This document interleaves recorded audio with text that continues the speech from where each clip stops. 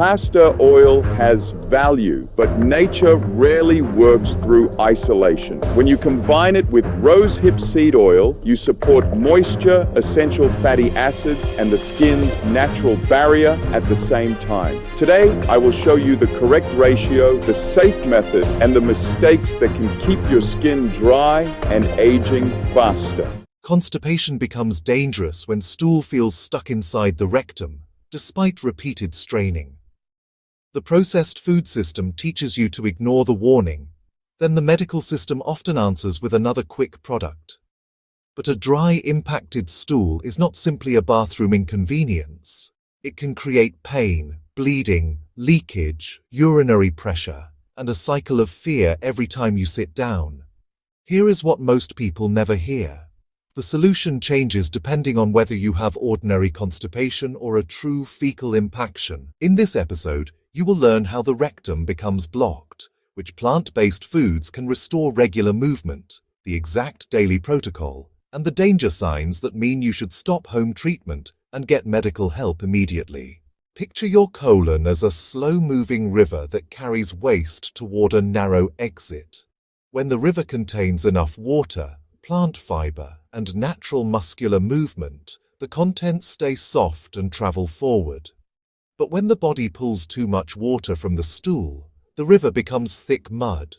The longer that mud sits, the more water the colon removes.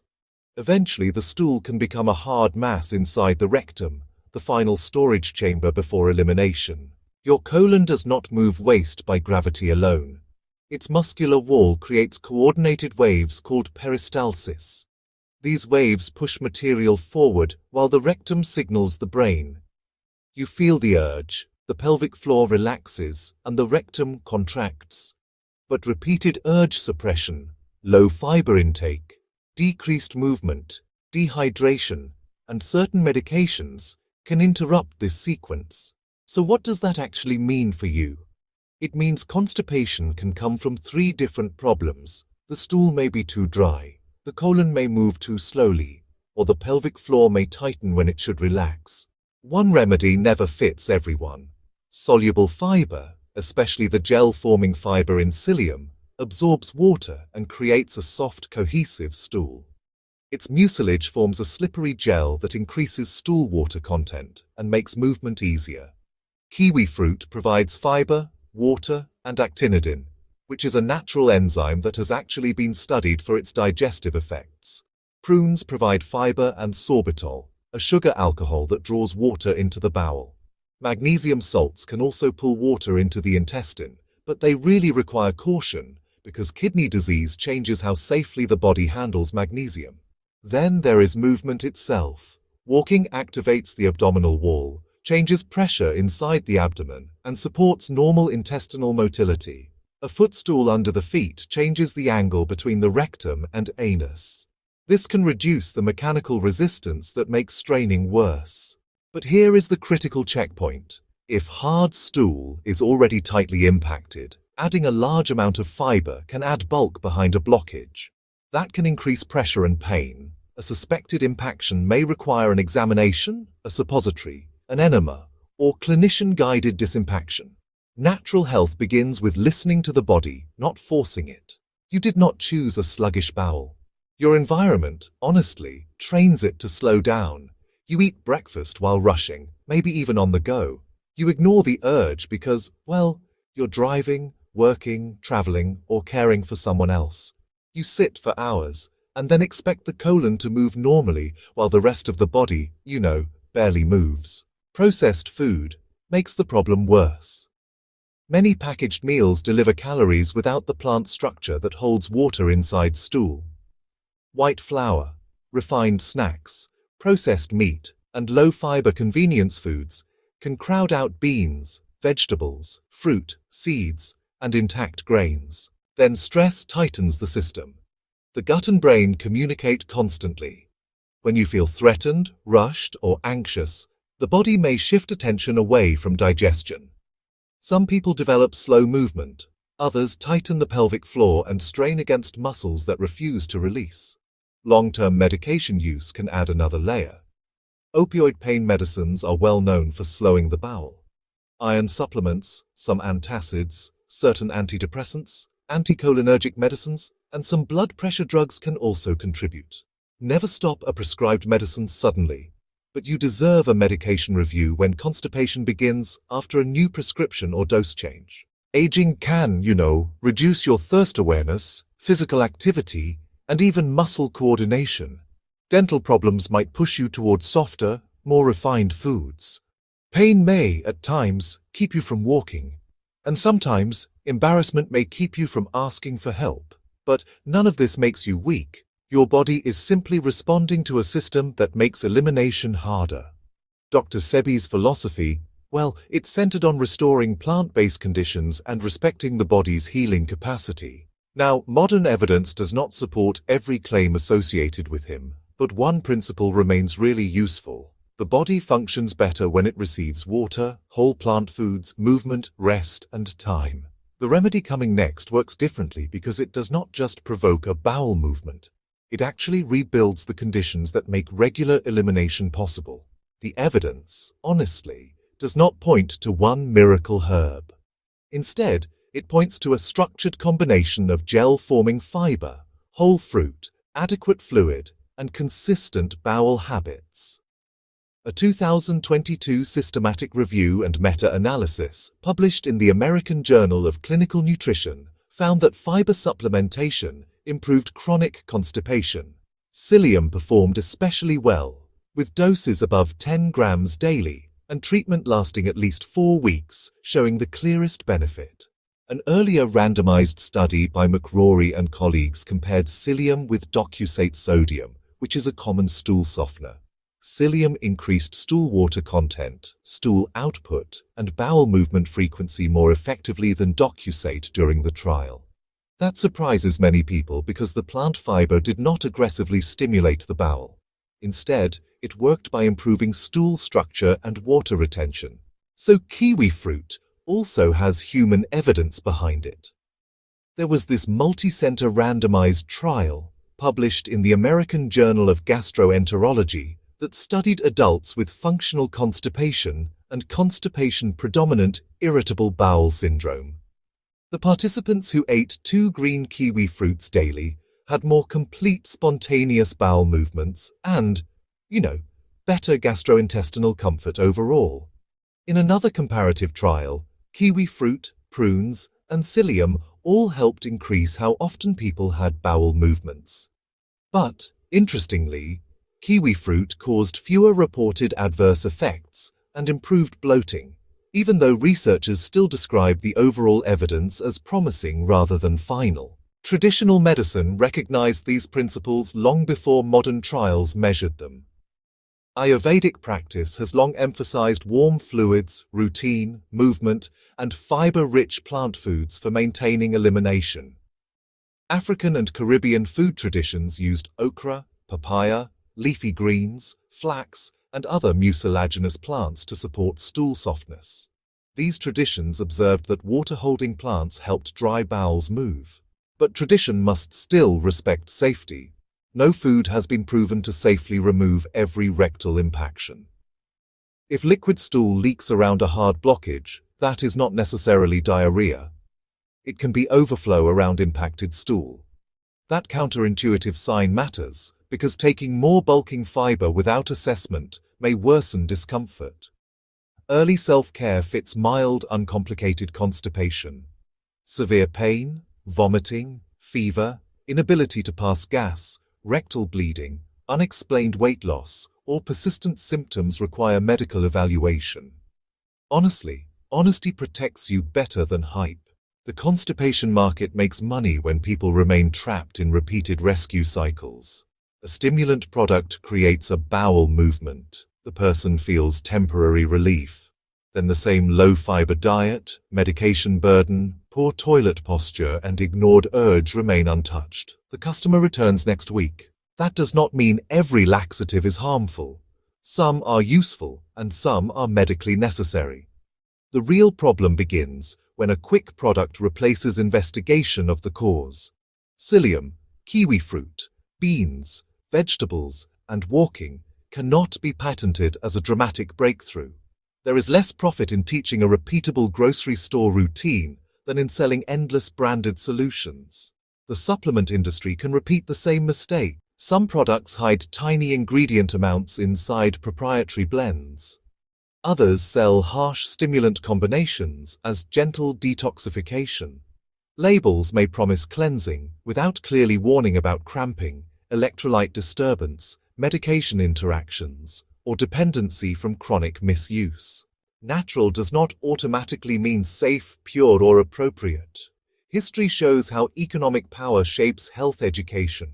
The early 20th century standardization of American medical training improved scientific rigor, but it also helped close many eclectic, community-based and botanical medical schools. Plant knowledge became marginalized while pharmaceutical medicine gained institutional dominance.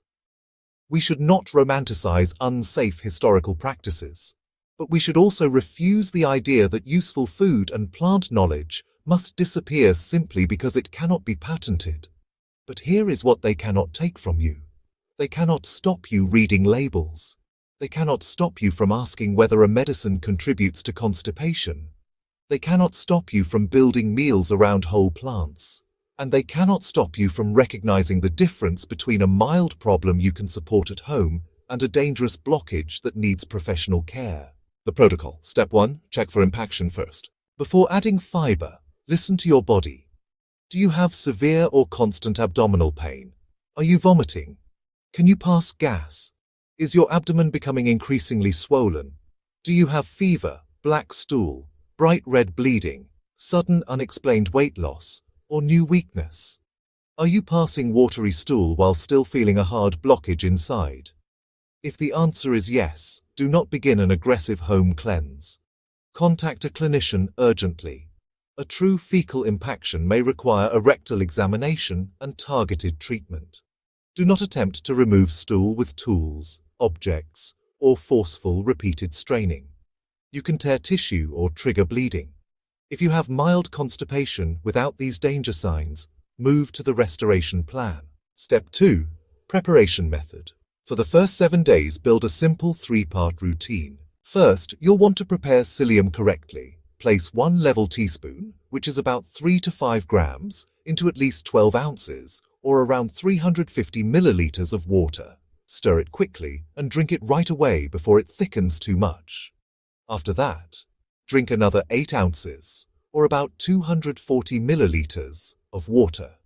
It's important not to swallow dry psyllium. Also, don't take it if you have trouble swallowing, if you might have a bowel obstruction, or if your clinician has told you to restrict fluids. Second, eat 2 green kiwi fruits every day. You can have them with breakfast, or if you prefer, split them between breakfast and lunch.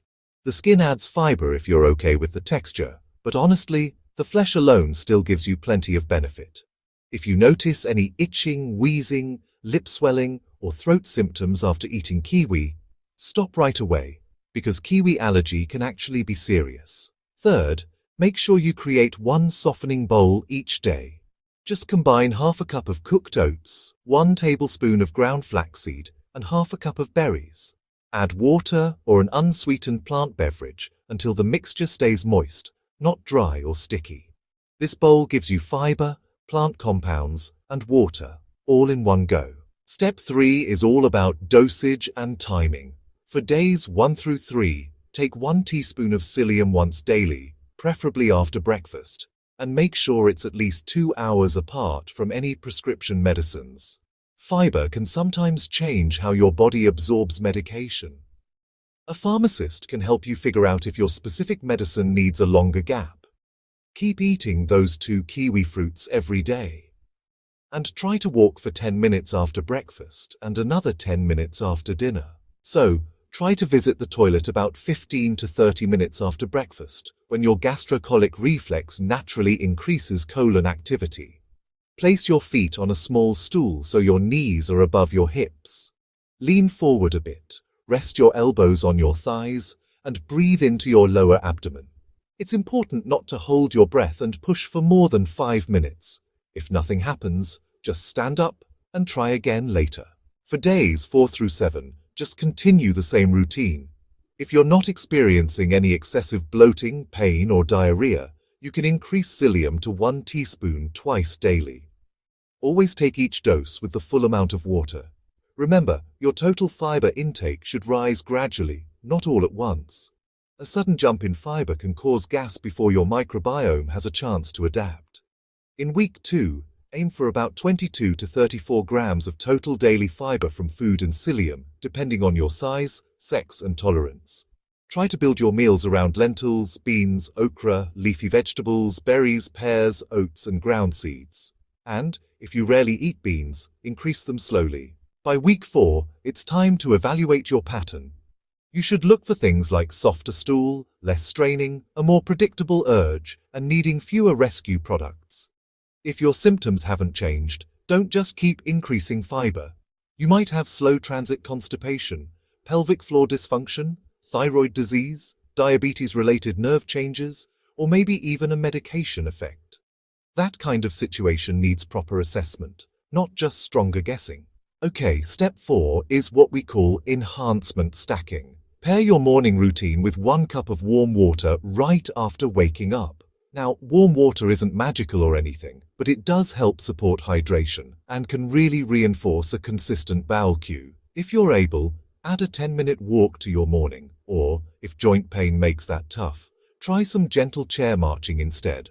For a bit of food-based variety, you can swap out the 2 kiwi fruits on some days and have 4 to 6 prunes that have been soaked overnight in water. Be sure to eat the prunes and also drink the soaking water. It's best to start with 4 prunes because the sorbitol in them might cause gas or loose stool for some people who are more sensitive. Avoid chronic, unsupervised use of stimulant herbs such as senna, cascara sagrada, or aloe latex. They can cause cramping, diarrhea, and electrolyte problems, and, they are not appropriate for every medical condition. Pregnant people, children, older adults with frailty, and anyone with kidney disease, heart failure, inflammatory bowel disease, recent abdominal surgery, or fluid restriction should definitely discuss the plan with a clinician first. Pro tip: track 4 details for 14 days. Stool frequency, stool form, straining, and the feeling of incomplete emptying. Use the Bristol stool form scale and aim generally for type 3 or type 4. This record reveals whether your problem is dryness, infrequency, or outlet difficulty. It also gives a clinician useful information if the protocol does not work. The insider lesson is this: do not chase a bowel movement. Train a bowel rhythm. Rapid recap. First, stool stuck in the rectum may be constipation or true impaction. Second, severe pain, vomiting, bleeding, fever, or inability to pass gas requires urgent medical help. Third, psyllium works by holding water and improving stool structure. Fourth, 2 kiwi fruits daily. Adequate fluid and gradual plant fiber can support regularity. Fifth, timing, walking, and proper toilet posture help the body complete the process. Sixth, if 4 weeks bring no improvement, investigate the root cause. Remember this: soft stool needs water, but a healthy bowel needs rhythm. Tell me in the comments, what usually makes your constipation worse? Travel medication, stress, or low-fiber meals? Your experience may help someone else recognize the pattern in their own life. In the next Health Quest episode, we will break down the difference between slow transit constipation and pelvic floor constipation, including the bathroom signs that tell you which problem you may have.